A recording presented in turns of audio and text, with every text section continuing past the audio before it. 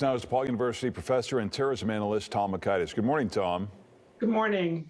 I'm sure as a terrorism analyst, you're used to looking at insurgency tactics and so on. We talked to General David Harris earlier, who said he didn't think anything that was not an organized resistance could succeed. What are your thoughts?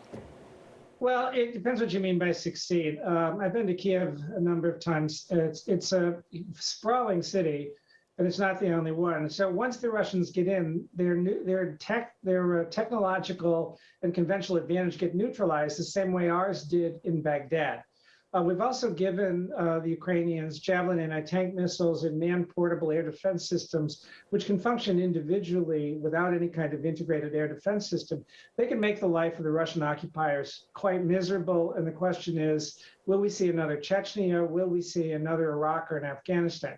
The downside is, of course, the Ukrainians could pay a terrible price for that because the Russian military has a reputation for brutality in responding to those kinds of things. But all the preliminary indications are there are a lot of civilians who've been armed and trained. And if the Ukrainian army doesn't surrender, it just breaks apart like the Iraqi army did, goes to ground and so on. They're not going to defeat the Russian military. Will they make the cost of remaining unacceptably high? And we may continue to supply them over the Polish border.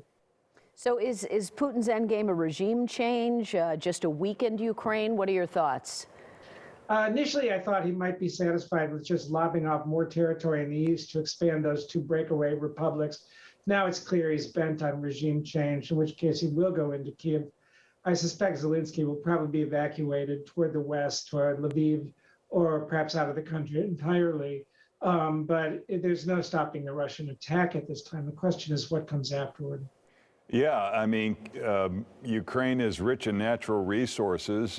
Do we just sit back and Russia just takes it, or do we look for a way in? Someone suggested that a major cyber attack against NATO countries might be an excuse to engage militarily. Do people want World War III? Yeah. You're talking about an individual who's not accountable to his own people. And, we're not sure the level of rationality here. I think nobody wants a direct confrontation between Russian and American or other NATO forces because it could escalate into a nuclear war. And I think that's the bottom line for absolutely everybody. It's easy to criticize, but we've said from the outset, it's not a NATO member. Now, what we will do is push a lot of equipment and hardware forward into the Baltic republics, Poland, Slovakia, Romania, and Bulgaria, the frontline states, to prepare for whatever happens next. I doubt Putin will cross the red line by attacking a NATO country, but we've made clear from the outset, and he knows we're not going to go to war directly over Ukraine. The Ukrainian president has pretty much said, NATO countries have left him hanging and left him out to dry. Why was it that, Ukraine was not admitted to NATO? It would have afforded them some protection.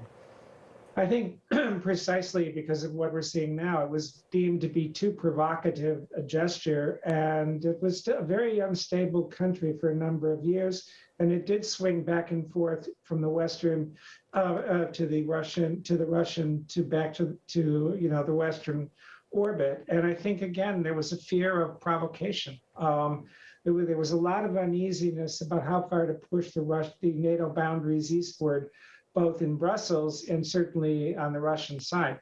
So I think there was a genuine desire to hope that some degree of neutrality would be the best thing to reassure Russia and also preserve the independence of Ukraine. All right, Tom Makaitis, we appreciate you joining us this morning. Thanks, Tom. Happy to do it. We will be tracking